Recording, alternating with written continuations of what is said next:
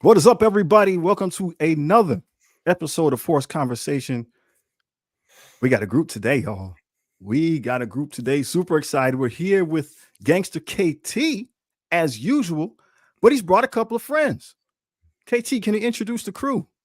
Absolutely. Thank you, Gideon. So what is up, everyone? This is GangsterKT, and really excited. A different Force Conversations today, but thrilled to have two of my Alliance members in the Wisconsin Avenger Alliance. And I'll say probably more importantly, or just as importantly, two guys I talk to a lot, I theory craft with a lot, and just love playing this game with. So thrilled to have with us today Sir Gaff in 44.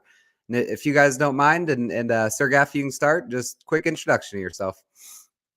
Yeah, so I'm Sir Gaff. Been playing for a little over 4 years. I haven't missed a day and haven't spent a penny on a game, so I'm 100% free to play. So I have to think a little bit more than some others in this game, but I love it. It's great. Awesome. Yeah, I'm 44 and playing, I think about 5 years or so.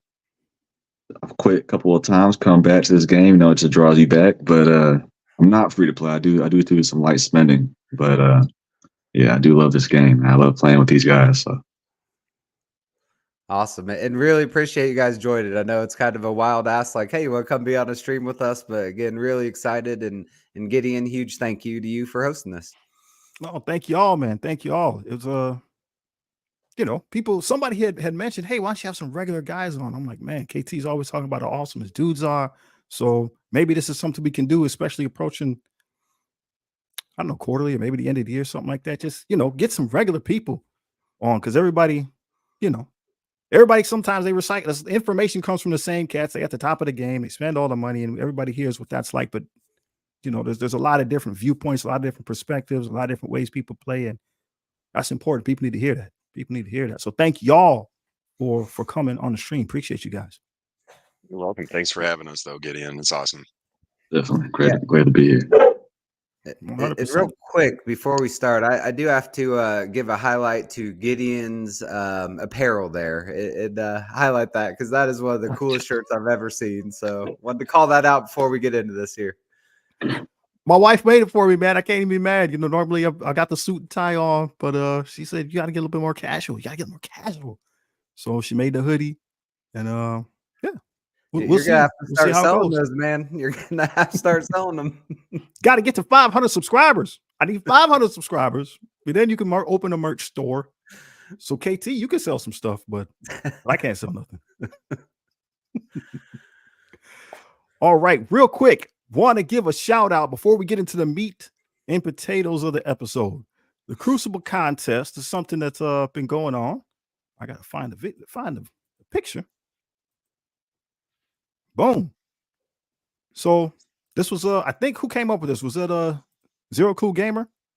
Yeah, I think it was his idea originally. So, and he keeps adding people to the party. So he keeps adding superstars, making the competition harder and harder. But this time around, I did not make it. I won last time, but this time around, Zero Cool Gamer, ZKG, is the winner. He's the champ. Hats off to that dude. Hats off to that brother. Yeah, that is an impressive score. That's not dropping a single fight for the 3 matches. And I know he's up in Masters, maybe even Masters too, but I think definitely Masters. So like you said, hats off to him. He deserves it, and appreciate him setting it up. I'm going to come for you next week, ZKG. No question. We'll get after him. It's my daughter, man. Proud of you. I'm proud of you. She's a business-minded person, bro. Her and her husband, they both entrepreneurs, got their own businesses in beauty and hair and all that stuff. Good stuff. But yeah, she's trying to get me to market this stuff. So I have to listen to her. Stay on them. It's a great idea. No, so KT, you came. I mean, you did well. You did well. What was your record?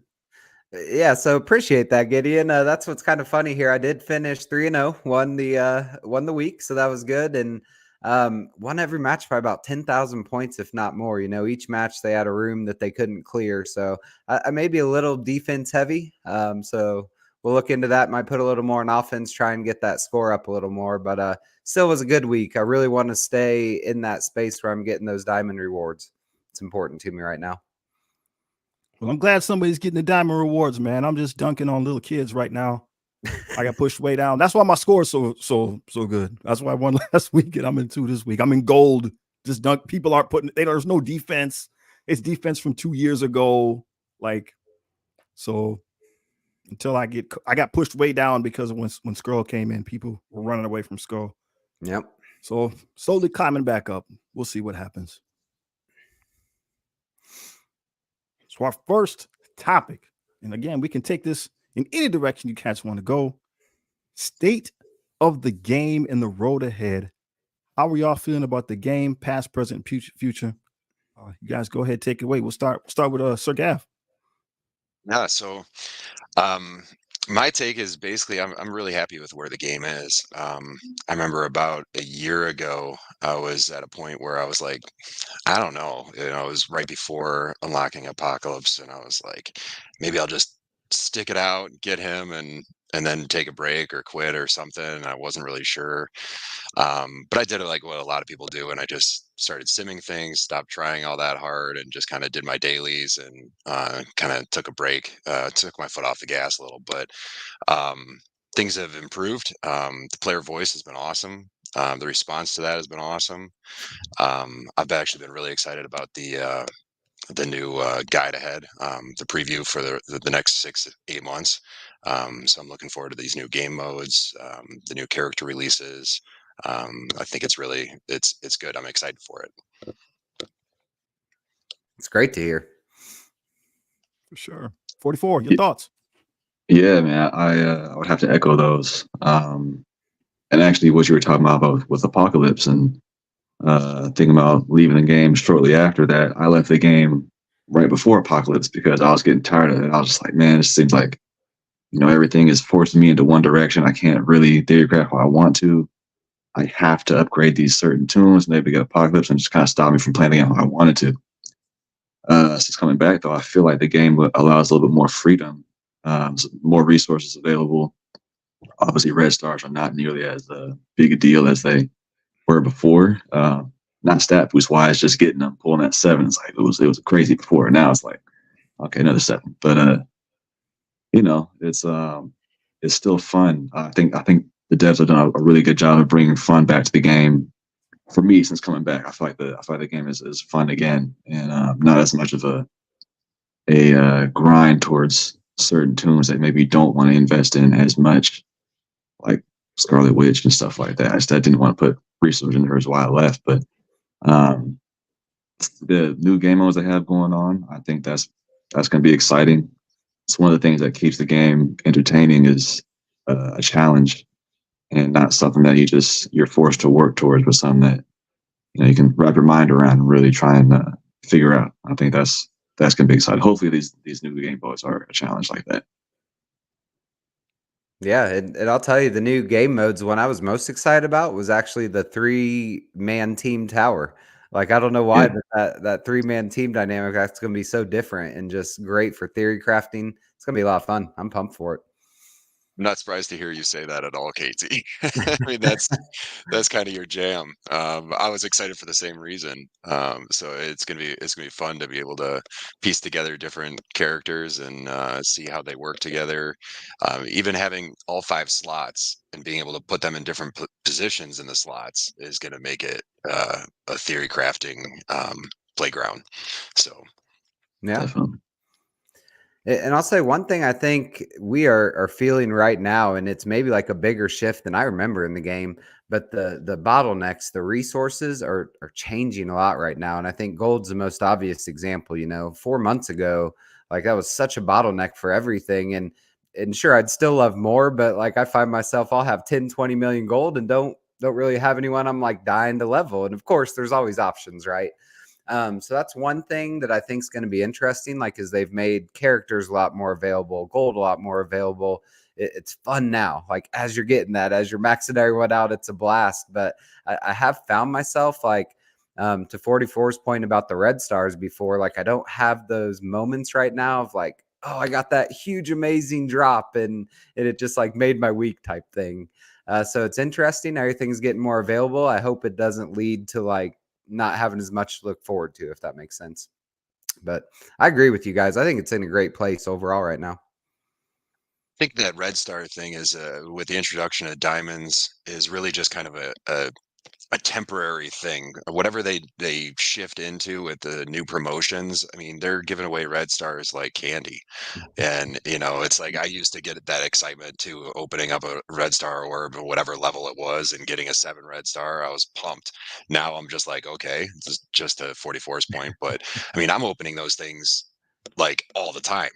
I used to save them and wait for like special characters that came out, like the brand new characters. Now it's like in between. Like, oh, I got 50 of the 4 Elite Fours. I'll open them up, or I'll open up 20 or 30 of them just to see what happens. Eventually everyone's going to have 7 red on everybody, and they're going to have to do something different. And I think they're going that way. And it's not just going to be diamonds. I think that's just kind of a holdover until something new. I just don't know what that's going to be yet. Interesting. Yeah. I don't even save my Elite Fours anymore. I just open them as soon as I get them because I really don't care about them anymore. Yeah. Don't matter. Yep.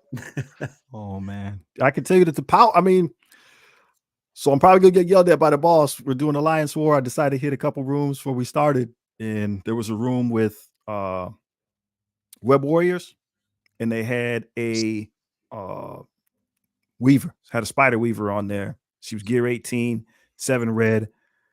I said I could probably still hit it with my Bionic Avengers, so I erased like 3 of the Web Warriors, and then the Weaver, because I couldn't stun her. She stunned me, yada yada. We go, and then she does the one where she kind of jumps around. It's one shot 3 of my dudes because I didn't have gear 18 and I didn't have red stars on them. So those power jumps are still there if you don't have them yet. If you don't got that 7 yet, those power jumps are still there. So it'll be interesting for a while until everybody's roster kind of evens out.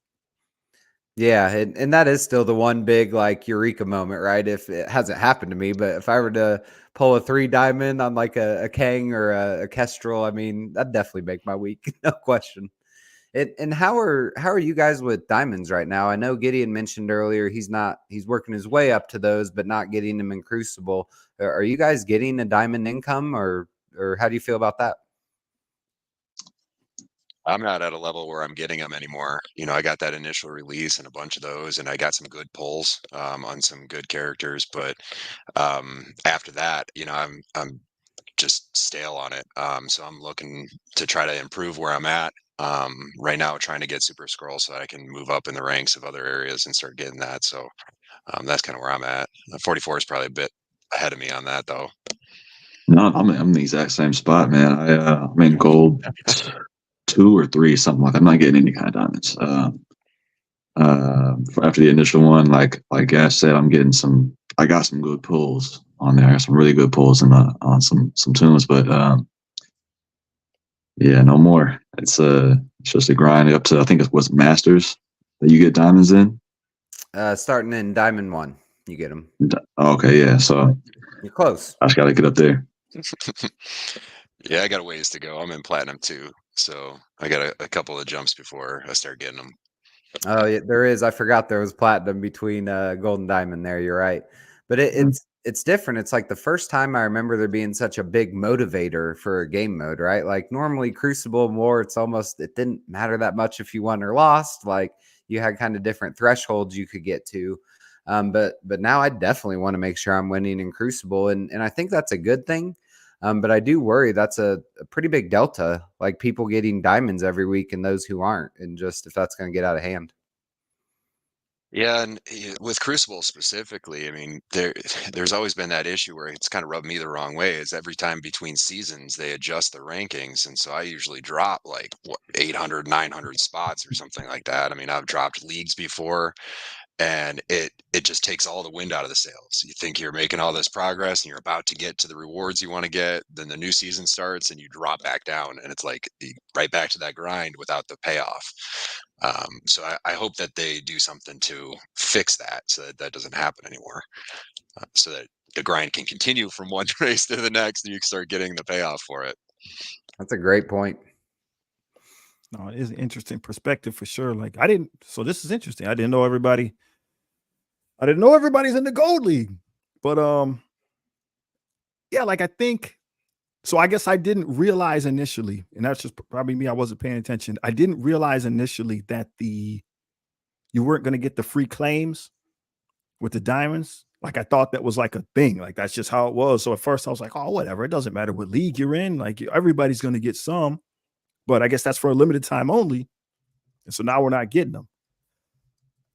What will happen? I don't know. Like you said, for us, we're able to probably more reliably fill out our roster to 7 red stars.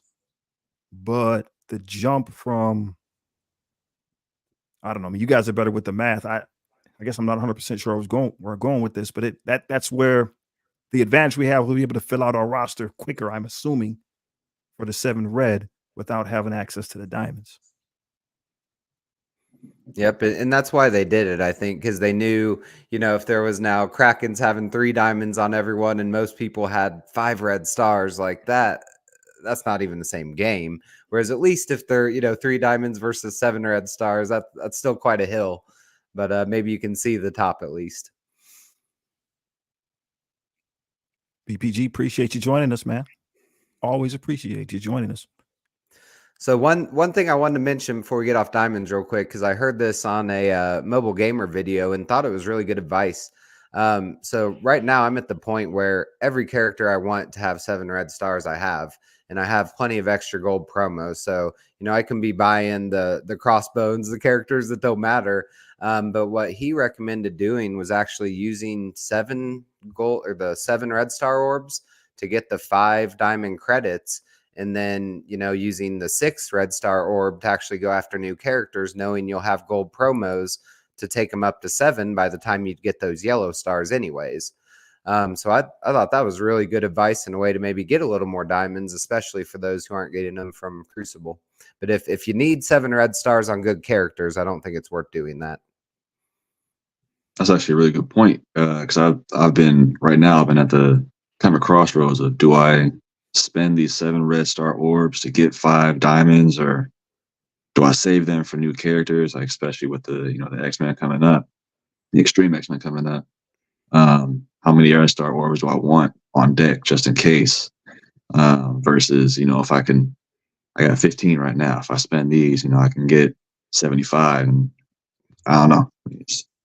But then there's the fact that I do have some diamonds on, like I said, some really good tunes. So those 75 would be cool, but then I still need to get to 110 to get a second diamond on somebody, and that might take a long time. So long time. Yep. And the thing is that progression is going to happen naturally anyway, right? Mhm. So as soon as you start getting all of your tunes at 7 red stars, that Elite 7 orb, if you open it up and you get a dupe Elite 7, it just gets you another one. And then another one, so it just keeps cycling back through. So you can open your Elite 4s, Elite 5s, Elite 6s. They're just going to give you credits up, and it'll filter up to that Elite 7 orb, and you'll have a stockpile to trade in for those diamonds. So it'll happen eventually, whether you choose to do it or not. So Mhm. Yep. And crazy, 4 months ago they were selling Elite 4 still for $20 a piece. This changed quickly. Awesome. Anything else to add on this topic? None Right. here, but thrilled to hear everyone's kind of aligned. It's in a good place, and I think that's the consensus in the community overall right now, and a lot of work to get there. So that's great to hear. 100%. We will move on to Dark Dimension number 7. Are we planning for it? And thoughts about, well, just thoughts in general. We won't handcuff it. 44, let's start with you. Yeah, I'm not planning for this at all. I'm not gonna lie. I'm still in DD6. I've made some quick progress through DD6. Not gonna lie, but yeah, Dark Dimension 7. One of my things coming back with to this game was I just wanted to have fun. I felt like I was doing a lot of things, pushing towards a lot of end game events that just required me to have to focus on some tunes I just didn't want to do, or leave some teams back that I really wanted to bring up just because they're my favorite characters. Dark Dimension 7, as much as I love Mephisto, I'm just not. I don't think I'm going to be in a position to go after it for a while. Being gone for a few months, coming back, and I may have. I've been back about 4 months now, but it's not enough to where I'm like, okay, DD7's coming up. I gotta start planning ahead. So I'm not thinking about Dark Dimension 7 at all. I'll watch everybody with their Super Scrolls and Mephistos do well, and I might I'll still be having fun. Important I point. think No question. excuse me. Yeah, for me, I learned what it was back in DD4. I think there's always going to be another Dark Dimension, or maybe not, but it feels like there's always going to be another one. So anytime you're going to be spending all these resources to bring these characters up, you got to think, well, are they going to be useful for the next time and for the next time? Um, and sometimes, like we know, it's like it doesn't always happen like that. Minerva was fantastic, but then her days come and gone. You have similar characters like that as well, but um, for Dark Dimension 6 this time around, I decided to be a little bit more patient with my character selection than I have in the past. I used to pick really cheap tunes to kind of get through it faster. But this time I didn't. I said, okay, well, what's one that maybe is on more of a newer team? Can I wait a little while before I start building up some of these guys so that I can build them up, even if they're at lower stars? They're going to have a little bit more longevity in the game. So I've been doing it that way. I'm kind of paying for it a little bit because I haven't made it through DD6 yet, and I'm getting pushed out in a lot of different areas. I used to be vying for number 1 in my arena shard. Now I'm getting pressed almost out of the top 20, um, and that's primarily because I don't have Super Scroll yet. So I'm kind of putting my foot on the gas and trying to get through that. And this gold spending event has been really helpful for that because I know that hoarding is supposed to be on the way out, but it's always there in one way or another. So, I had a good stockpile of gold and gold orbs, and now I'm just spending it on getting the last characters up so I can get through there, and hopefully I'll be able to reuse them for DD7 too. Gideon, what are your thoughts on this? Curious. I'd like to hear you chime in too. On Dark Dimension 7? You thinking about it at all, or No, not this something you time. read in Not the this blog? time. So like, no, and so like BPG, right? That's kind of what some of y'all were echoing is whatever you're bringing in now, you're thinking about, bringing that next one up into the future. The new section is going to be that mythic section, so we'll see what that has to do. But for me personally, right? For me personally, I'm not interested in getting the devil on my team. So, so for me, I'm going to be approaching it more this time around, a little more casual as a casual guy. I'll get it when I get it, kind of thing, because he's just going to be taking up a spot on my, he's going to be sitting at level 1 on my bench anyway. So for me, it's going to probably be more along the lines of just whatever, right? I'm going to kind of like probably where you are now. I'm just going to be bringing up the dudes that I want to bring up. And I'm going to be focused probably more on assisting in war. And so I'll have whatever those teams are that are the strongest. I'll be bringing them up to whatever the gear is necessary for that. And I'll unlock the dude when I get him. And hopefully Dark Dimension 8, we can have somebody who's not a wizard and not the devil. And I will be happy to go in on that. Makes sense. What about you, my man? So I say overall, definitely agree with you guys. Like when you first hear DD7's down the road and you're like, wait a minute, I'm either still working on the last one or just finished it. It's like, who cares right now? But the one thing that was interesting, we've talked a lot already about, like, basically to summarize it, Scroll is getting more diamonds right now. Gaff, you mentioned Arena, like Scroll, is getting more power cores. And Ultron might have been like that, but I don't remember Doom and Dormammu like really changing your performance in the game to that extreme. And so I'd say I'm not changing how I'd play now, but if he ends up being as dominant as Scroll's been in these game modes, I think with how important Crucible is, I am going to try and prioritize that. And I'm not going to start like saving gold now so that when, the next level cap comes out, I can try and max out my guys immediately. But I will be, when it does happen, like try and prioritize probably buying those T19s in the store for gold and making the trade-offs there, just to really get through DD7 as quickly as I can. So I won't be top 500, but maybe, try to finish around 1500 again or something, assuming he'll be as dominant. Do you Yeah, I think he probably will be. If you look at what the developers have done with the game and the shift, they had the power creep that started with Silver Surfer and all of that, and the power leaps. But when you start talking about, yeah, Dormammu wasn't a huge game changer. He's a great character. I still love him. But people worked so hard to get Apocalypse through all of that saga, and then he was a huge game changer when people had him. Like, if you didn't have him, you were screwed in certain areas of the game. And they realized that the grind for that wore out a lot of people, so they needed to make sure that that person was worth it. If I'm remembering correct, any of you guys can remind me, but didn't they change his kit before, like right before he released, or after the first few people got him because he wasn't good enough or something, and made people feel terrible about it? Yeah. So I think that's probably why they did with Super Scroll, and made him solid, so that all that effort that people were putting into getting him was worth it. And I don't think they're going to go back from that. I think it's going to be the same thing at DD7 for Mephisto. I agree. Better be. I mean, it's putting all that time and effort. Yeah, it better be worth it. And one thing I think is going to be interesting, it will probably be a new color gear, right? Whether that's red or whatever else is out there. But with this new mythic, and I'm probably overthinking this, but Doom, Dormammu, and Robbie, I think the city favorite, all use that same piece, and none of us have it at all right now because it's going to be a new tier. So I like that mythic idea overall, but I think that's going to be really interesting on some of those conflicting pieces of gear, because you only have a few options. It's not like you can just skip a lot of the mythic choices, Agreed. And I think, like you're saying, to your point, when Skrull entered the game, right, like you're saying, game changer, right? He draws a line in the sand. And like you said, Sorgath, I think they realized that. That if you make a character that draws a line in the sand, now you encourage the spenders to go up and get him and spend whatever is necessary to make that happen as soon as possible.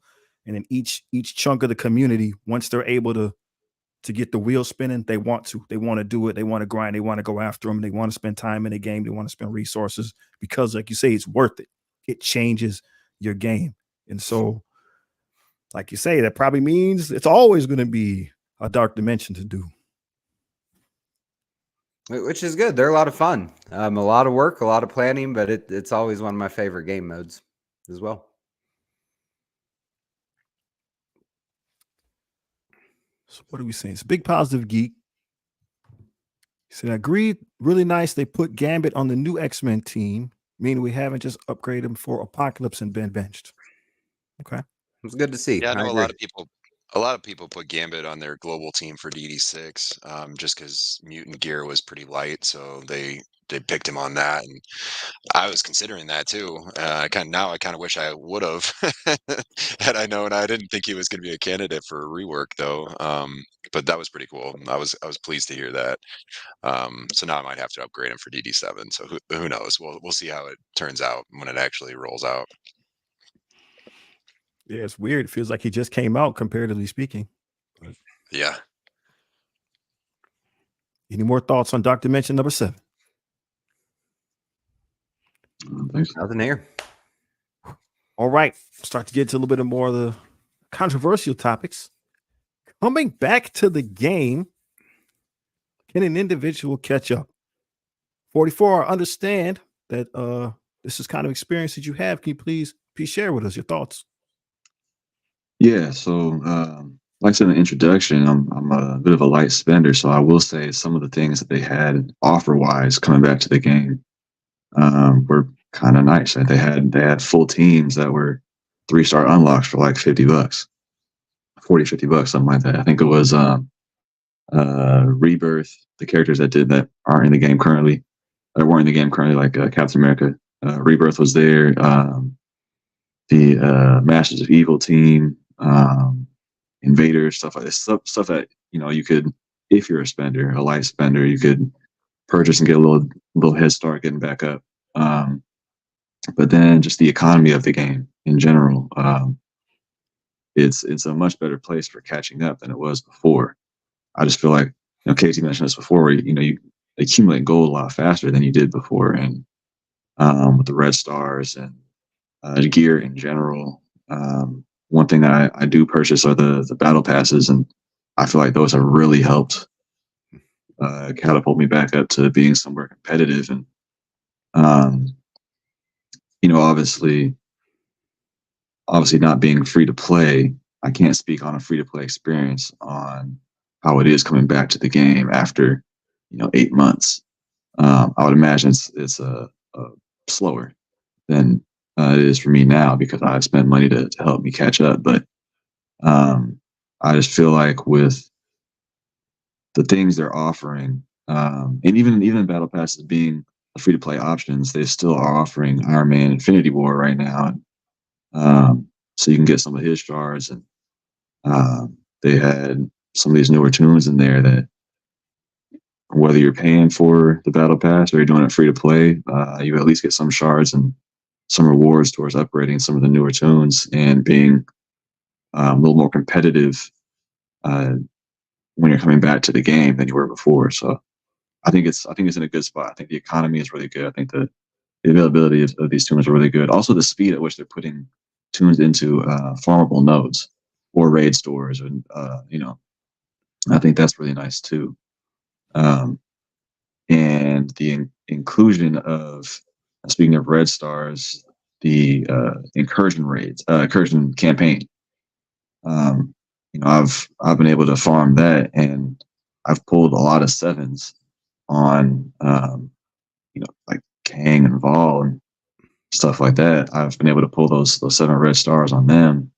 The whole Masters of Evil team is 7 red stars for me now. So it's just nice that there are those options in the campaign, including in the incursion campaign stuff like gold promo credits, dark promo credits, stuff that was a little harder to come by before.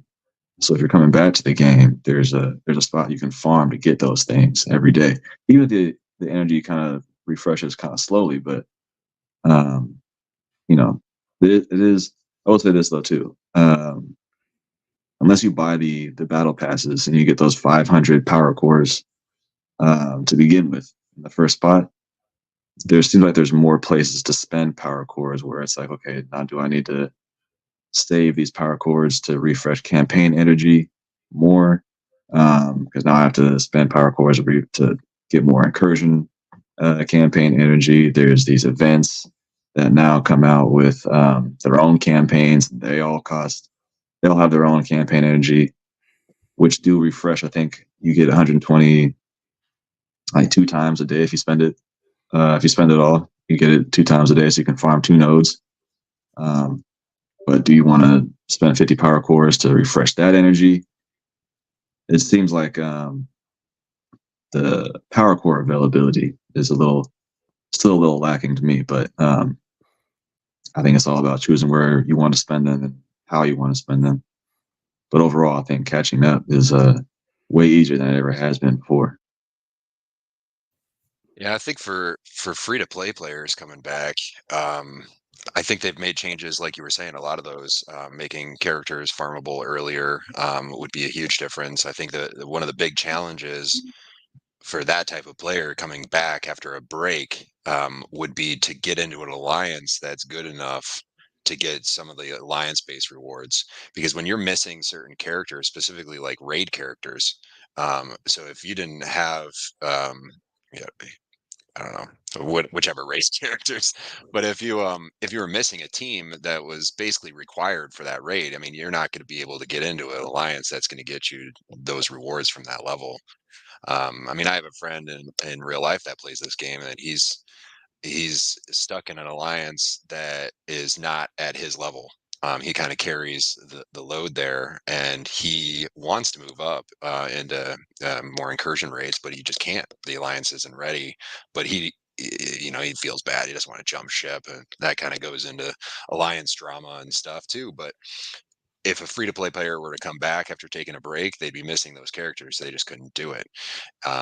And they'd have to wait for those characters to become farmable or to have certain offers in the store. They'd have to use those 450 credits, or the 450 power core offers in the store for 5 character shards of tunes that I don't know. To me, I would never spend that. I think that's a waste of power cores to me. But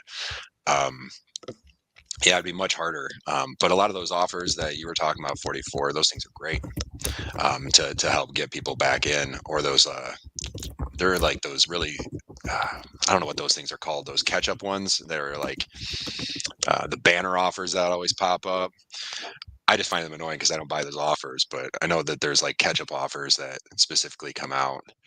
But anyway, Talking about those ones that give you up to level 80 or something like that and unlock. yeah, those Yeah, offers. So Oh, the time heist. oh, I'm Cut you sorry. off. Nope. Time heist. Yeah, thank you. Yeah, that's what I was gonna say. I thought time heist, and it's good to hear. So I want to give a quick example to kind of reinforce what 44 was saying, and then introduce our new guy joining us here. But this is the second time 44 had left the game for a little bit, and I'll say baseline, like if 44 and I are both playing, he kicks my ass in war. But I learned when he steps away and takes some time off the game and then comes back, it's actually the reverse. I can get him pretty consistently. So like the first time he stopped and came back, I think it took him about 6 months to be able to kind of catch up and start dominating more again. This time, like to his point of maybe these new catch up mechanics, I think his third war with us, he had MVP. So No, it was fast. It was real fast. he does seem to be catching up more quickly than the last time he'd stepped away for a minute. So yeah, it's been fun coming back, though, I'm not gonna lie. So, and yeah, I wanted to introduce a guy joining us here. So, Dementos, what is going on, bud? Glad you can make it.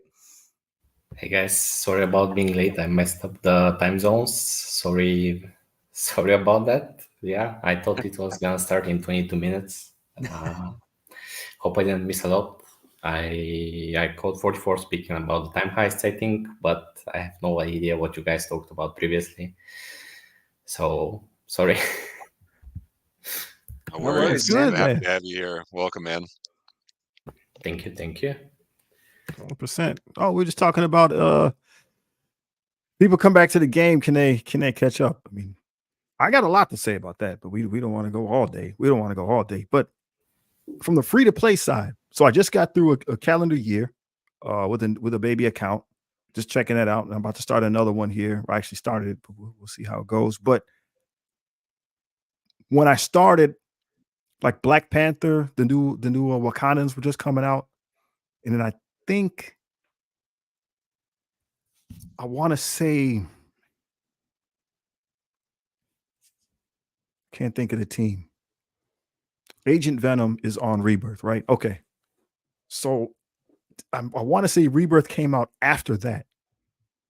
Those characters were tough to get.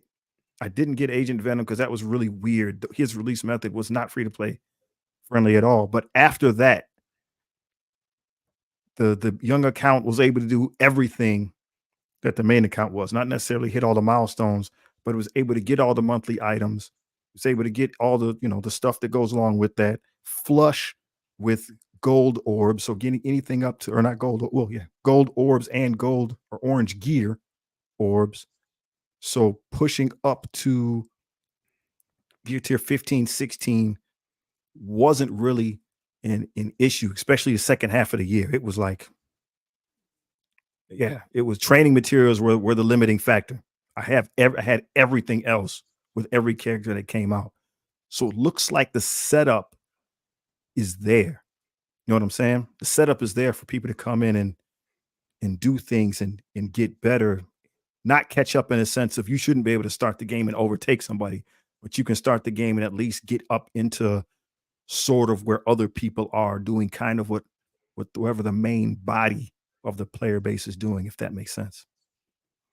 Yeah, and that's so important, right? Like no one wants to take time off for some reason, whether it's life getting busy or not enjoying the game, and come back and then be like forever behind. Like that wouldn't be fun. So I think that's really important. Glad to hear it's getting better. And actually, to Gaff's point about joining the right alliance, the alliance I was in before I came back to Wisconsin Avengers, we just weren't getting the teal gear like I am now with Wisconsin Avengers, and being able to get those teal gear orbs and the blue ISO orbs again, because we weren't even getting those either. We weren't getting blue ISO orbs either. So getting those blue ISO orbs again really helps as well, because since I've come back, I've been able to unlock Apocalypse. Um, and I've actually now completed that. So um, it wouldn't have been possible nearly as fast if I wasn't in the right alliance that was up there, getting the end game or close to end game type of gear that we are. And I think we weren't doing incursion raids. We were doing still doing the Doom raids. And those raids just don't allow you to I guess be where I'm at now. I wouldn't be where I'm at now. Still doing those raids. So yeah, definitely coming back, getting slotted in the right alliance is a big thing too. Like Gaff said. 100% agree. And maybe, I don't know if you want to elaborate any, Gaff, you can't, or you don't have to. But yeah, that dude, it sounds terrible, but he just needs to go ahead and jump ship. Like if he's the only dude that's ready and everybody else isn't, and it's going to take a while, it sounds bad. But yeah, he's hurting himself if that he's not having fun. If he's not having fun because he's behind and he knows he wants to do more and be better, then he's just got to go ahead and jump ship and make that happen. If there's, sometimes people can get weird and selfish, and there's different. Got some unfortunate experience with that as well. You have more than one faction inside your alliance. That gets ugly. But when it's just you're in the wrong spot. And so he needs to move up. It's fair. Yeah, I actually experienced that. I don't know, 2.5 years ago or so, and we ended up having a few guys jump ship for that very reason, and then I ended up doing the same thing. The whole alliance ended up falling apart, but I can't complain because that's when I found Wisconsin Avengers. I've been there for over for over 2 years now, so it's been a great home with some great guys. So I know that sometimes taking that jump can be scary, or you fear like you're letting down your alliance mates and you've been with them for a few months or 6 months or a year or whatever. But everyone's in the same boat. They're playing this game because they want to have fun, and it's more fun when you're with players that are at your level, and that are care about the game the way that you do. So I don't know. I made that jump and I don't regret it at all. So I talked to him about it, but he's got his reasons. A It lot of weirdly value is. playing with friends, if that's the case for him, no question. Yeah, it really is a thing in this game though, where you feel kind of obligated to stick with the people that you're in an alliance with and help them. Because I've been that guy that like your friend is, or you're at the top of the alliance and you're carrying a rage, you're carrying a war, you're just carrying the alliance basically. You just kind of feel like, man, if I jump ship, I know that they're going to struggle a little bit, and there's kind of this toss up of, do I search for something better or do I stick with them and offer advice, help them grow, wait for them to get to where I'm at. But then in waiting, you're kind of, you're just sacrificing your own time and your own development and progress with your roster and with the game, which definitely drags down the fun factor of it. And more often than not, they're not going to get up to your level. It's like you guys all move up together, so there'll almost always be a gap. And I've had times where even in our alliance, there's been a couple of us that have been battling for TCP, or I mean, this was over probably a year ago. A TCP in our alliance I don't feel like it matters as much anymore as before. It's because it's so weighted on new tunes. But we used to battle, and it was like, okay, well, I'd overtake him, he'd overtake me, and then it's just that way forever. There's no real big change that happens there. So if you feel like you're out there and someone's gonna catch up to where you're at, it's just not going to happen unless they're spending a bunch of money on the game. Which if they're that far behind you, it's chances are they're not going to. Unless they're like 44. They could catch up like that and just overtake you. It's great.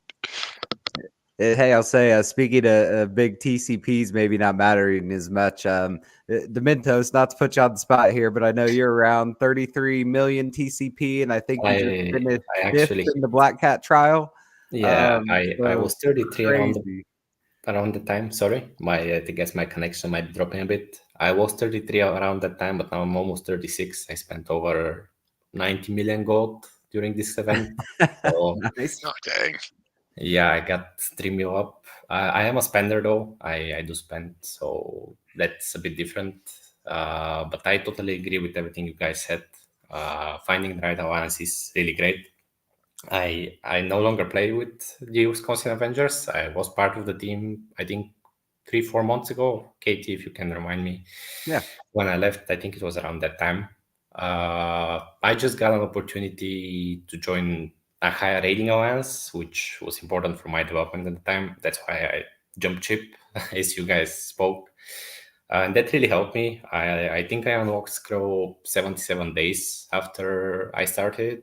So it was beneficial, but right now I think everybody's pretty much in the same boat.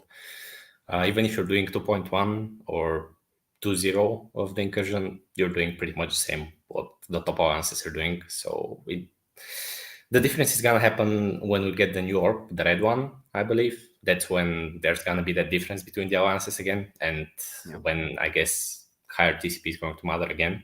Because raid teams, the new raid teams at 1 mil do the raids perfectly. Like my Bifrost is 1 mil, my Pegasus is 1.1, and I'm simming 2.2. So yeah, it's pretty easy with those crazy new teams.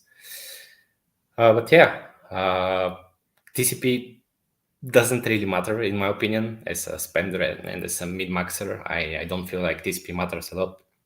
There are 60 mil people in CC, which I'm beating with my 30 plus mil TCP. So it really depends where you put it in this game. And especially now with how they're setting up the new teams, I guess it matters even less because we get the teams faster, as Gideon mentioned, I believe, a couple of minutes back.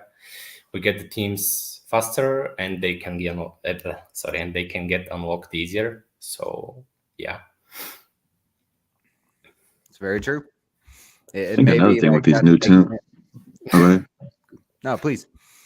I was gonna say, I think another thing with these new tunes, they're a lot more viable at low red stars than before. I mean, you can get low red star tunes or low star tunes and get a 3-3, and they're still kicking ass on some of these older tunes that are maxed out. And it's like, what? It's crazy, but that's just the power league. That's how it goes, I guess. No, and I think that's part of the catch-up mechanic. Like, you can unlock, like we were talking about, the new player, once they get a couple months in, they can start unlocking the character same as anybody else. And money will get you more stars. Time will get you more stars, and that's where your balance of power is going to be. But like, yeah, man, like I didn't make a bunch of videos, but doing like Crucible on the baby account, once I had six new teams, I was dog walking people. Like, it wasn't like you said, you'll have your brand new team at like 400K, like nowhere, and there'll be a million power whatever in there, and you'll just, if it's an old team, you'll just stop it. I mean, you're just like, one move is just eliminating 2-3 characters because of the difference in power. So it's just right. Not that it's going to put you up to the top of the game, but you get through the bottom of Crucible, you smash Ultimus, you should be able to get, like, I really believe that with a solid team and with the alliances coordinated, you should be able to go through Doom like quick. 1, 2, and 3 is just a matter of getting the blue ISO. I believe that's what I believe. We only made it up to Doom 2, but I was same thing. I could auto with the teams that I had. We just didn't have enough members that had the blue ISO to clear it to open up Doom 3. But yeah, that's my thoughts.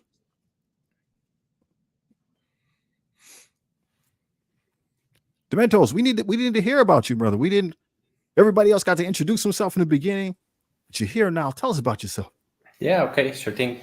What do you want to know? That's I don't know. What was the question, KT? What was the introductory question? I can't even remember. Yeah, like how long have you been playing? Where are you at in the game? What do you enjoy? let me just double check. I logged in while we were talking. I just hit 510 days today, apparently. So I guess 1 year and a half is that, maybe a little more. I didn't know that. Wow. Wait a minute. Time out. 1 year and a little bit, and you got the scroll? I have scroll for like a month now. Yeah. Dude, this guy's nuts. I've been buying the passes, I guess, for the last 8 months, like every pass. So that's quite a lot of money.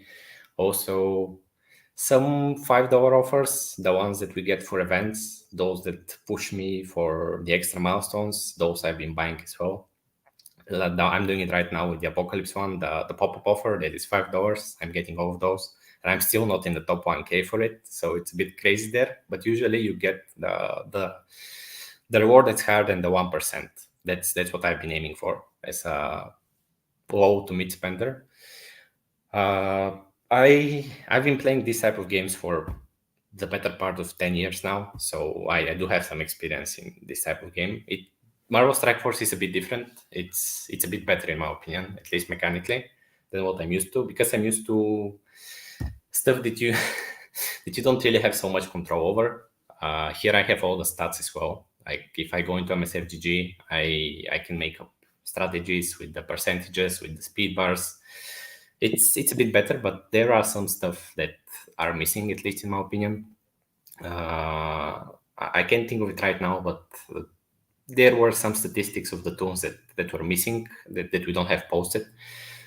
People were mentioning how positioning now shifts the game. So we have the 5 spots in the team. That's not mentioned anywhere, how it affects how characters load up, how the passives activate, and so on and so forth. So I'm a bit of a nerd. that's why I'm doing so well as well. I also have a ton of free time. Like I'm a bit younger than the average player, I believe. I'm 26, so yeah, I don't have kids that I have to worry about, and that saves me a lot of time and money as well. So I have a bit more disposable income, you could say. I live in Eastern Europe, in Bulgaria. It's a really small country. Mostly nobody's heard of it, unless you had some experience with a Bulgarian in the US, I guess. You wouldn't have heard of it. But yeah, I really enjoy the community for the most part. People like Katie and Gideon are like the best part of the MSF community, in my opinion. I haven't seen a single negative video out of you guys, which is really helping me as well. Because for the most part, I believe the community is a bit bitter because of stuff that happened back in the day, before or when I was start playing. Like I started during the Jane Thor release event, and there was so much drama then. I have no idea what actually happened. People called it the Summer of Wonders or something. I have no idea what happened, because I unlocked the event 2 days before it ended. So I don't know what happened.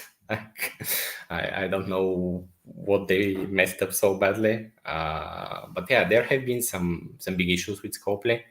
However, I think things are becoming better and better. Gideon even inspired me to start on a free-to-play account. I started yesterday, so it's 1 day old now. I just want to see how fast I'll get to 75. Like, I think it took me, I would like to say 3 months, maybe less, to get to 75 when I started. And I think it's gonna be faster now. But yeah, we'll see. And yeah, that's pretty much it. I just like experimenting, and I like to beat people who spend more money than me. So yeah.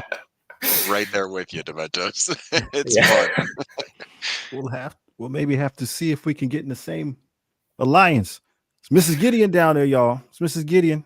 So thanks, honey. She was playing the game. We'll have to see. Maybe she'll get back in. Awesome. Yeah, Very nice. Thanks for watching. Oh, it's good. It's good. Let's see here. Next topic. Resource optimization and bottleneck changes. This is the nerdy stuff that you guys were talking about. I'm more of a grinder, so not as much Not as much my ballpark as maybe some of y'all's. But who's the resource guy? KT, you're kind of in on this stuff, man. What you thinking? Yeah, and I'll say this whole group here probably is, and one of the reasons I like these guys so much. But we touched on it earlier. I think it is changing, and changing more than we've really ever seen in the game. And Scopely's announced a lot of that. Everyone was complaining about gold. They said, "Hey, we're gonna inject more gold," and they definitely have. They talked about these characters being farmable and being able to have 7 stars within 6 months. Like 44 mentioned before, the red stars are just so much more available now. So it's almost like who can't you max out that you don't want to, and that's definitely exaggerating. But it's a lot different. Don't feel like I have to be nearly as deliberate and guarded with my resources and really kind of saving for that next best guy to come, and can more spend them as they come and take up the tunes I want to where I want right now. So it's different, but I think it's in a good place, and especially for people coming back or people that aren't at end game catching up. Like, this has to be a huge favorable difference for them. Sir Gaff, your thoughts? Yeah, I mean, I agree with that. I remember gold was a huge issue for a long time. I know people are like, oh, it was either gold or training mats. And training mats were never an issue for me. It was always gold. But it was so much so that I put myself on a daily gold budget. I could only spend a certain amount of gold, and that was my threshold. And I was like, nope, I can't do that. And it's actually helped me out, especially for this gold spend event now, because I had a cache of gold that I could access to help me out with that. Um, but I think every once in a while there's something else that pops up that is short. Like I was short the other day on T1 ISO ions. I was like, what in the world? I haven't been short on those since like they first came out. And I realized, I was like, oh, that's because I'm not really doing much farming in the ISO campaign. And so I just started using some of those free refreshes in there. And I realized that was kind of a hoarding thing for me for when we used to have those alliance events all the time with the ISO spends. And I had to make sure I had all that so I could keep my power cores and use my power cores for other things. And um, there's always a balance of where you're going to press hard and where you're not. And to me, it's like the big factor on that is really with the power cores. I think that's still kind of a limiter. If you have a bunch of those, you can push in certain areas, but um, the uniques aren't as limited as they used to be. And when you're focusing on certain characters, especially now with DD6 with gear tier 18, and the same as where it will be when we move up to gear tier 19 for DD7. At least that's my expectation. You start to get a buildup of those lower uniques, so that it's not as much of a bottleneck for new tunes that come out. I just don't upgrade characters that aren't newer reworked characters. I wish I could sometimes, but it uses up resources that I know I'm going to need for other things, and I just can't do it. So that's kind of where I'm at. 44. Yeah, I think that with resource optimization, I still think there's a little bit of improvement to be done on it. Like, for instance, I kind of wish that this isn't necessarily resource optimization. This is more so something that Scopely could do on their end to help with resources. And that's not make some of the resources that you farm on a chance based. Like, when it said you can get 2 damage catalysts on this node, there's a chance that you won't get 2 damage catalysts on that node. I wish it would just, at least you could get 2, and maybe you can get more, but you can never get 0. You know what I mean? That's just kind of a thing I've been upset with for a while, is the chance drops on some of these farmings. But yeah, I think with optimizing resources, like I said earlier, I think that there's more available. There's more chances to get them. They've lowered the cost on them for in-game resources. I think Gaff touched on this just a second ago about the power cores. there's still, I think power cores are still, if you're low in arena, your chances of getting refreshing your campaign nodes, your ISO nodes, are a little lower just because like I am 86 in arena right now, so I'm getting 150, and I can't.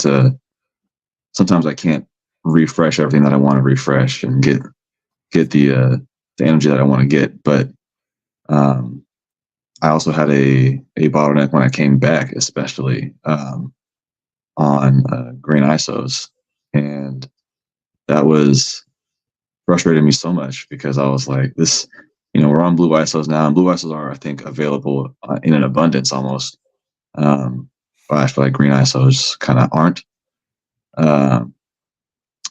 And there's some gear in the game that I just feel, I kind of feel like you have to go back into earlier nodes that you were farming before, and kind of wish they would just keep that gear into the later nodes so you can still get that gear plus the new gear in the later nodes. But yeah, I don't know. I feel like, what was it was resource optimization, and what was the other one?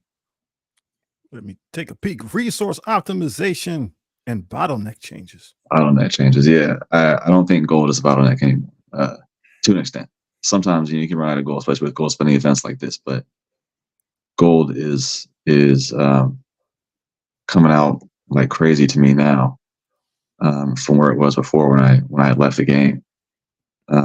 Same with training mats, because now with I think it's the Nexus campaign, they have these nodes that you can farm training mats and gold orb fragments. I forgot about those.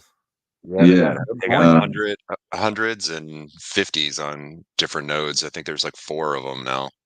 Yeah, and I've been going back and forth on those for a while, and those just kind of add up after a week or so, and you've got a few of those orbs, and you need some gold, need some training mats to bring some tunes up, farm for a week, and you can probably bring somebody up a few levels, maybe like 5 levels on, depending on how hard you go on it. But yeah, I think the bottlenecks in this game now, oddly enough, as the higher you go, are probably the lower ISO orbs, and lower ISOs, the green ISOs, and all that. I've been stuck with some of these new tunes. I've been stuck on them for a little bit, getting them to blue ISO. I get to green ISO 4, and then I just can't get to ISO 5. It takes forever to get to farm some of these things. Interesting. And along with farming these nodes, I will say with green ISOs, there's when you farm them and you farm 10 at a time, you can get 20, 30 of them.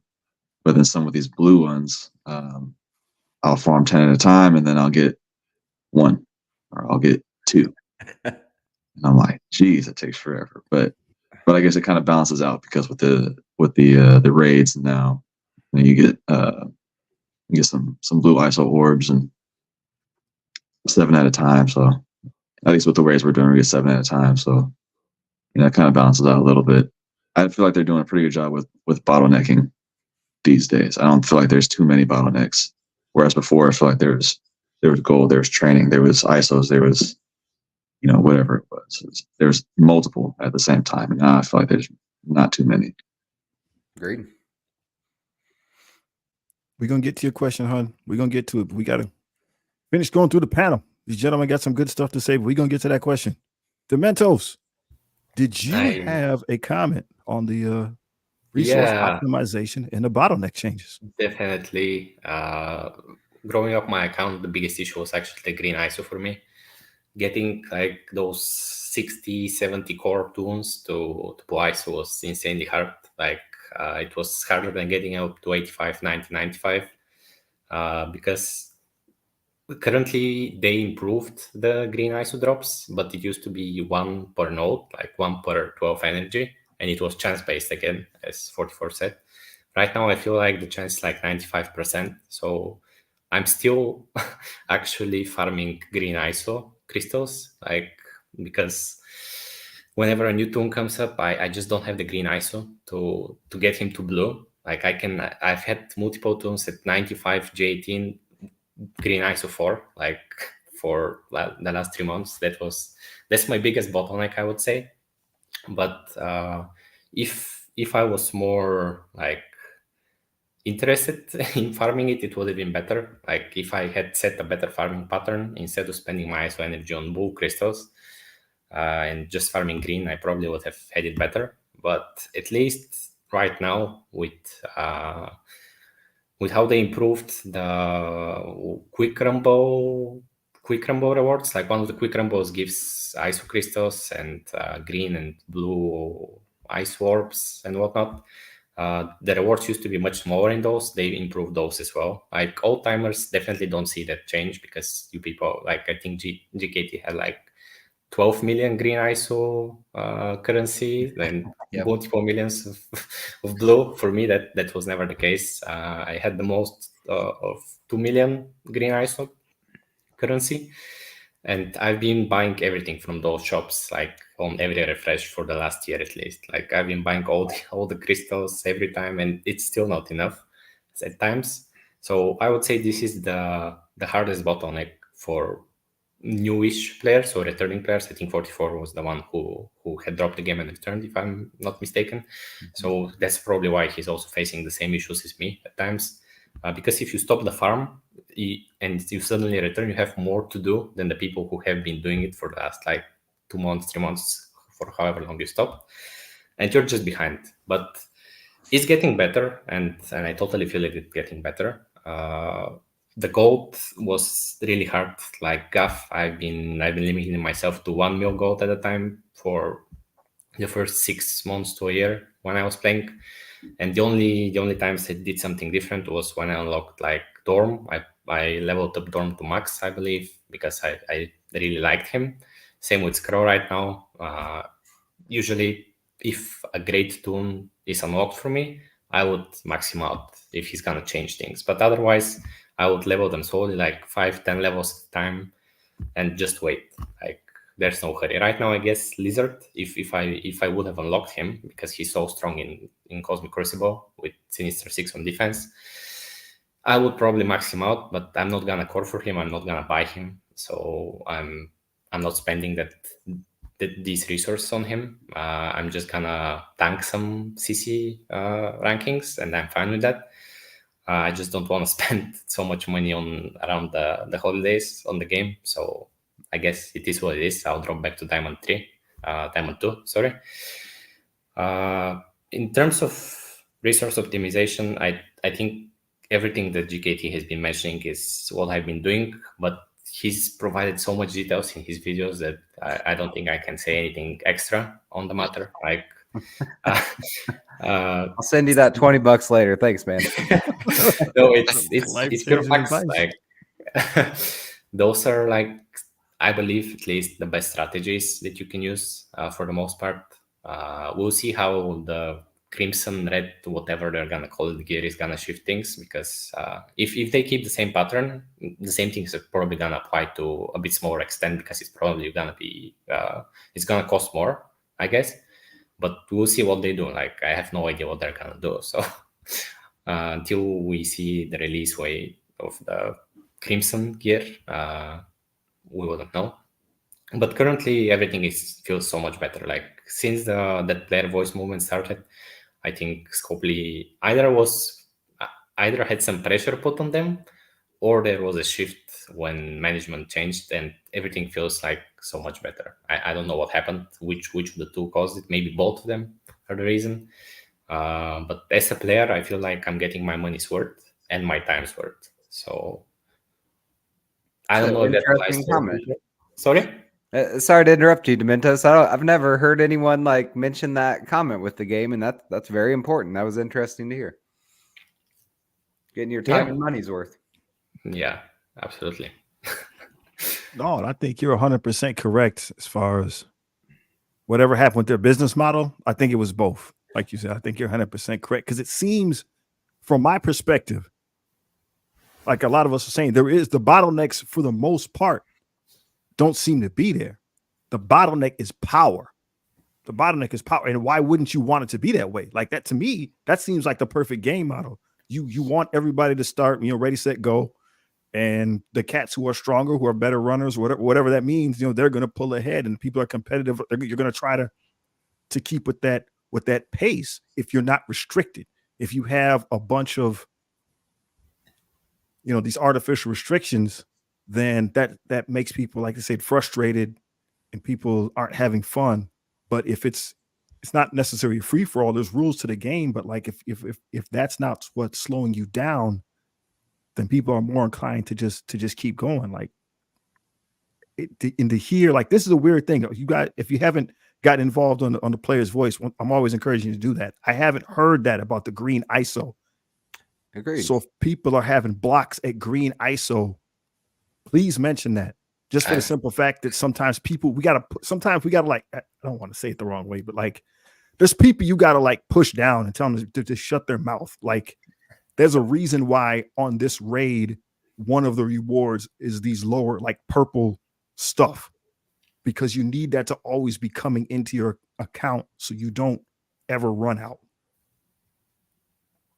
Yeah, and I think that happens especially when you have people that come back to the game or new players that build up quickly, like Dementos there. It's like he's in a strong alliance that deals with end game content. And when you're doing that, you're not getting early game content rewards. And you need that. But a lot of other people, like myself, I grew up with this alliance. We went through all the early stages together up to this point.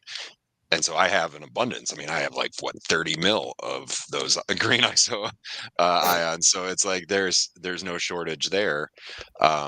So it really depends on where you are in the game, how you've gotten into the place that you're in, what alliance you're in, what level of raids you're in, what level in Crucible are you in, what level in all these different areas. So yeah, there's categories for people, but everybody is in a slightly different position. That's why you run into bottlenecks. And honestly, I think a little bit of a bottleneck is fine. Okay, like take Dark Dimension, right? Like everyone's running into some bottlenecks there, where if you can just upgrade all the tunes that you want to bring in there, and then you go in, and then what the bottleneck then is your daily battles on how quickly your guys get killed or not killed, and how quickly you can kill them. It's like it takes some of the fun out of it, because at least for me, I like the planning. I like the strategizing aspect of it. And so it's figuring out which guys I want, going through the grind of getting them up there. It gives me a better sense of accomplishment when I actually get the completion of that. So if they removed it completely, I don't think the game would be as fun. But too much, it just sucks. Very well said. Yeah, and if you move all the bottlenecks completely, like you said, the game just becomes a simming simulator. You're really just Right. simming everything, and there's no playing, or even if you are playing, you're breezing right through it. Some challenge is definitely required to have some fun. Some thinking is required to have some fun in this game. In games like this, Yeah, that's a sense of accomplishment. Like, yeah. I'm so grateful for the simming function, though. Do not get me wrong at all. Oh my gosh. Oh, definitely.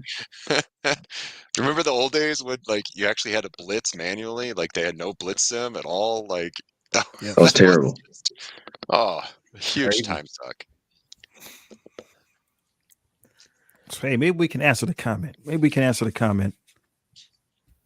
So she's asking, what would be the best to focus on when coming back to playing? She said it gets frustrated to get to the next level, or the character is getting stronger. I think I got to look at the account. I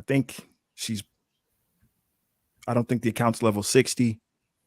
On and off here and there. But any thoughts on what a person, let's say they have, they're coming back to the game. What do you think they should be trying to do?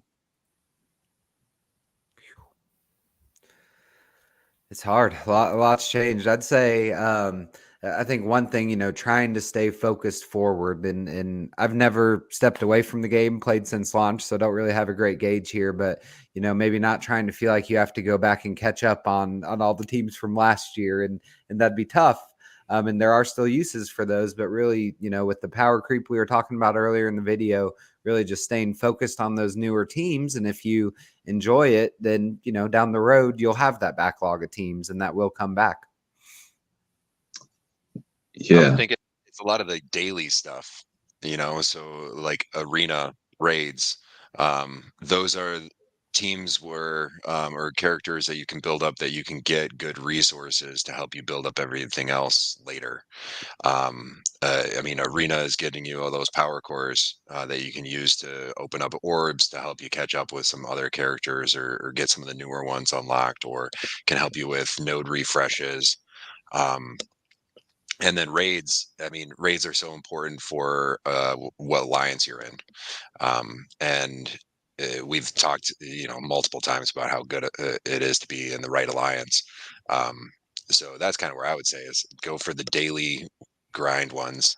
Work with your alliance to figure out like what you can do with your roster, and how that can fit into what they need. And that way you don't have to upgrade squads that might be retiring soon, or being replaced by a new team.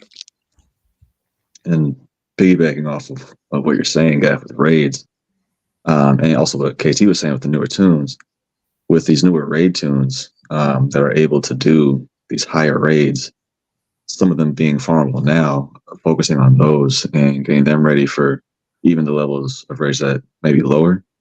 They should be able to breeze through these lower raids because they're optimized for these newer raids. So those tunes will definitely take I think any player who's coming into the game, those tunes will definitely take you far because they can get you through any of the raids that are out right now. So Exactly. No need to build up the symbiotes anymore, right? At least for now. Yeah. That may change in a couple months here, but at least for now. Yeah, You but know, I think only building them up to with a certain level that you need. You don't want to overbuild either. So, if you're only doing Doom 2 or something like that, don't build a team that can handle incursion. That'll just be a waste of those resources, because by the time your alliance gets to that level, or you change alliances to get to a higher level, those tunes might be outdated, and then it'll just be wasted resources. So, Mentos, I think you were going to say something. yeah, I was gonna talk about Gideon mentioned something in one of his recent videos, the building Bionic Avengers right now as a new player actually is something you can do, at least in my opinion as well, because Pegasus is not farmable yet. So if your account is like 60 to 75, like in that range, you can use some resources on older late teams, so you can like jumpstart your development once you hit 75. Because I think the big issue that I think, Gideon, that was your wife that left the comment, Miss Gideon, she's having a hard time because she's on that range, like level 60, 65. Tools are very weak back then. Like I remember it very well. Until I hit 75, I wasn't able to punch up almost ever, because the big stat boost comes at 75. And after I hit 75, the game started feeling so much more fun, so much more better, because that's just how they set it up. Like the big stat boost comes at 75, and once you hit 75, then you can at least play against people who are stronger than you. You have some chance. At level 60, 65, 70, you're a bit like, maybe you can take a battle here and there, but you're just weak. Like that's how the game is set up. 75 is, I guess, where the real mid game begins at this point. So as long as she can tank the weakness of the lower levels and go through them, she's not gonna have any issues just following the standard setup that I think everybody is following it. Arena teams, raid teams, CC teams, I guess, and war teams are the last thing you do. Even now, like my war defense is so trash. Like I win 1 to 2 fights per war on defense, and that's because I built NA to the moon for the GGC trial. Else, I don't have infestation build. I don't have heroes for hire build. I have none of the older teams, Marauders, Young Avengers, so on and so forth. Those are like level 1 or level 70, like something like this. I don't have a lot of attacking teams as well. So I'm just super attack focused. That's what I would advise to any new player. Don't build for war defense. Like, find a team where it's acceptable for you to be attack heavy, and you also have fun in war in this way. Like, defense is a big part of it, but if your alliance is not so competitive and you do your 10 attacks and you win like 9 of them, like if your team accept that and you level up together, you're gonna be fine and you're gonna have so much fun in the game, at least in my opinion.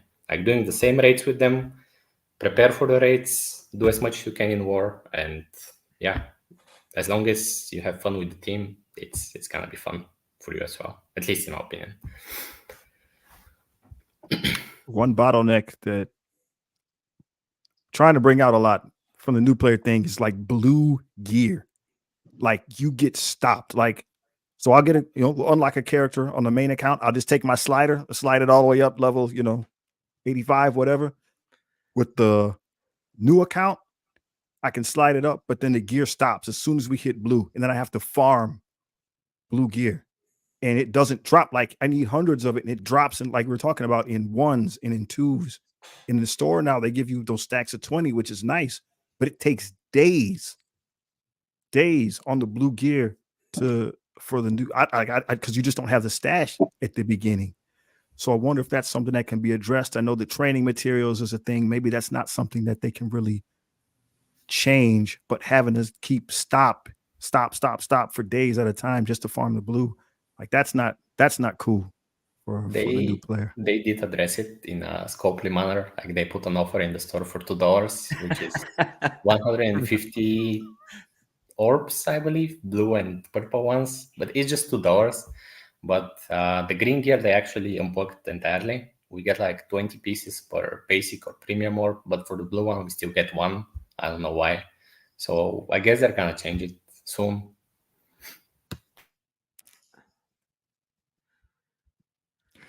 Gideon, sounds like you have some consulting to do there. And what a leg up having your husband be a CC. So I think Mrs. Gideon will be in good shape. Oh, man. All right. If you got time, we got one more topic. Alliance dynamics. So with the events, with the things that are going on, the different raids, war, whatever category you're thinking about, does that promote unity or does that promote conflict in the game? Who wants to start us off? I can. Sergey. Oh. Right. So yeah, my take is both. A simple solution or simple answer. I've been in alliances where there's people that they don't contribute to those alliance milestones, and you don't get to a milestone that you should. It's like some guys putting up 60K points and others are putting up like 1,000. And that's not even like the free stuff. So I know that milestone events like that can definitely cause some tension. I think other game modes like war, for instance, I mean, our alliance has so much fun with war, and I think it really pulls us all together. We have some guys that are super offensive heavy and others that are kind of more defensive oriented. Well, how do I point to KT? Yeah, he does both. But and others that like defense is what their jam is. And so I think that kind of helps people see, okay, well, this is where you're great. And we can give praise and respect for where it's due, and it kind of allows us to be like, okay, well, this other area they may not be as strong, but that's fine because they contribute to the alliance over here, and that's good. And so I think both happen. It's kind of like any relationship, right? You should have communication amongst your alliance and figure out what's important to the alliance, what's not. And how you guys can all work together as a team. Yeah, definitely. And just an aside, I have to go in about 5 minutes here, but no problem. Appreciate you being here, man. Appreciate you. Yeah, I'm happy to be on, man. But yeah, I think it's definitely both as well. I mean, it all depends on what alliance you're on, what the alliance members are thinking about the game, how seriously they take the game as well. Because you could also be in the upper echelon of players, but just taking the game as a lighthearted thing, something you do on the side. We all have lives in the real world, so like maybe just don't have time to put in like everybody else, but the alliance you're in is expecting to be on 24/7. I don't know if it's as much of a big deal as it was before, but I've been in some alliances where it's like they try and schedule things for you. And it's like I still have a job, I still have a life to live. I can't just Scopely's already trying to schedule things for me with his game, so I'm not trying to have my alliance mate schedule things too. So, but then there's times where I think we're lucky in Wisconsin Avengers. It's pretty laid back and competitive, and it's a unique mix because like I said, I just been on some alliances that just aren't like that at all. Either way too laid back or way too competitive. And when you find that mix, that perfect mix, you just gotta stick with that type of alliance if it lines up with how you play, because it can. Kind of oddly enough, a little bit unfortunate. This game can be kind of toxic at times if you're with the wrong people. Yeah. Always hitting you up on Discord, always or requiring you to have a Discord, requiring you to have certain tunes build up. I've heard this before, where you have to have certain things. People will check in on power levels, make sure you're at the right power level. If you're not, then you get kicked. And it's like who wants to play in a game where you're constantly being checked in on and not being able to have fun and play? But then who also wants to play where you are putting in the work? And like Gaff said, your numbers are high up there on an event, and you know that if everybody just pitched in and with the minimum, you could reach this milestone, but people just aren't doing it. So I think it happens both ways, and it's just all about the communication, like you said, Gaff, and figuring out who your alliance mates are, what they're looking forward to, what the alliance is trying to do as a unit, and how you can contribute into that, and be successful together. And that's what really makes the game work. But it's definitely these events lead to both, for sure.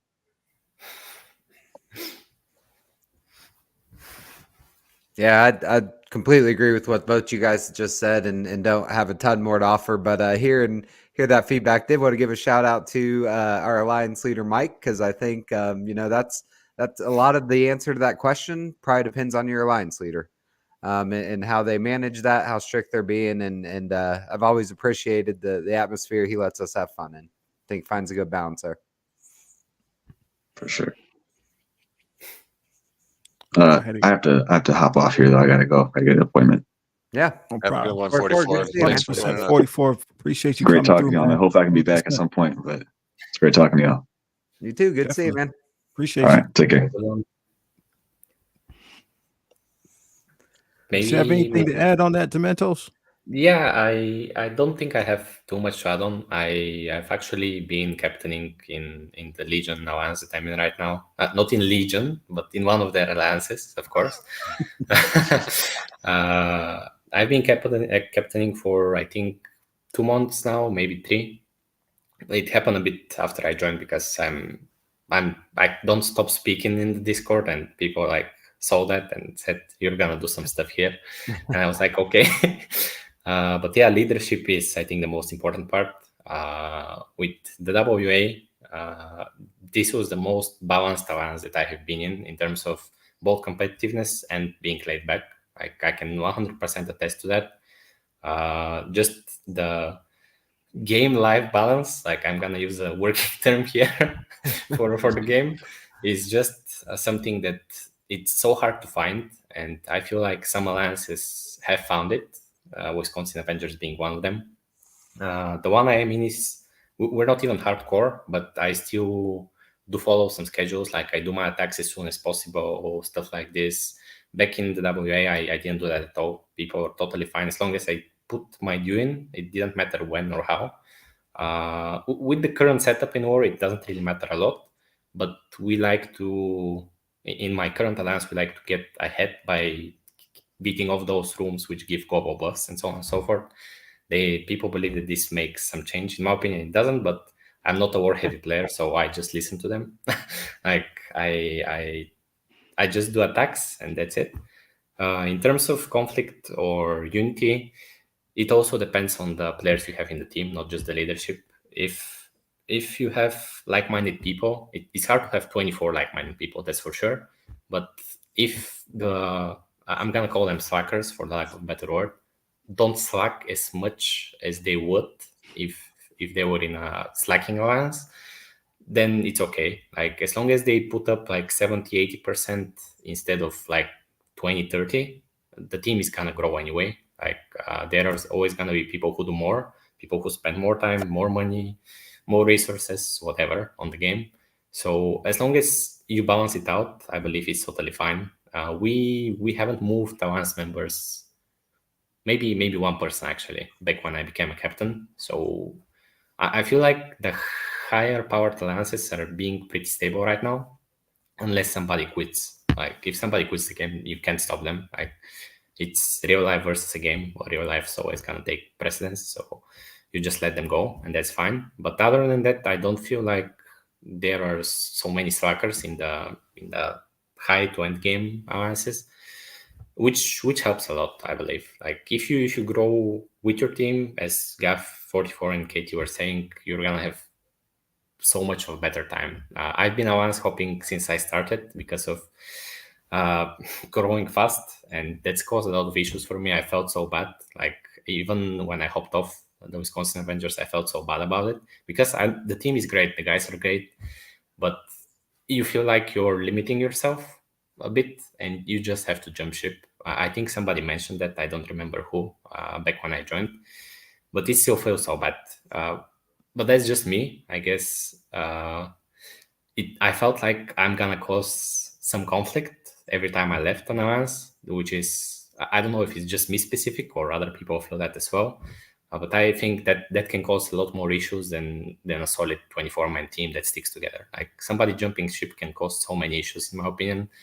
There were cases in my early game alliances where somebody stopped playing, then another person stopped playing, then the alliance fell apart, and then you have like 10 people who continue playing who don't have an alliance. And yeah, it's everything can go to to what like in a few days. But yeah, it's a bit of both, in my opinion. Sometimes you can unify, sometimes you can have a bit of a conflict. As long as you can settle things as adults, I don't think it's gonna be an issue. Like it's become better, in my opinion, than what it was like 6 months ago.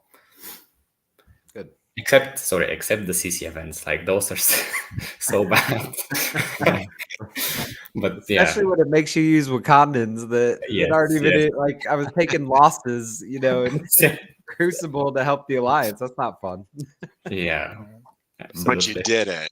I think 2 out of the 3, Sir Gaff, but I tried. Okay. Man, no, I got like a real life. This is a real world example. I think this applies. So, fun fact: so I'm a firefighter EMT. Okay, and at my station, there's a lot of people there. So it's a special team. A lot of my crew is older, right? We're talking about dudes in their 40s, and they want to be like, it's hard. It's a good station. It's hard, but they want to be there. You got to work out. Nobody has ever told, hey man, you got to work out. Everybody does it. Everybody gets their training done. Nobody's ever told, hey man, you got to get this done, or hey, we're getting ready to drill. You're supposed to be here at this time. Oh, you don't. Everybody does it. Everybody's on time. Everybody who's there wants to be there. They know the expectations. Self-starters, right? Like when you have a group of people that, like you said, in the game terms, that is like that, stuff takes care of itself. Yep. Right. Stuff, because everybody they're all in the right place. When people aren't in the right place, or when people get out of line with like leadership, so there's the same station, we got a different shift, their experience is completely different. It's completely miserable. It's like super regimented, and the guys there have like a tight grip on everything, and nobody wants to be there. My crew, they're bumping, like senior dudes are bumping other senior dudes out to get a spot. And that one, they can't get people. They're forcing people to go work there.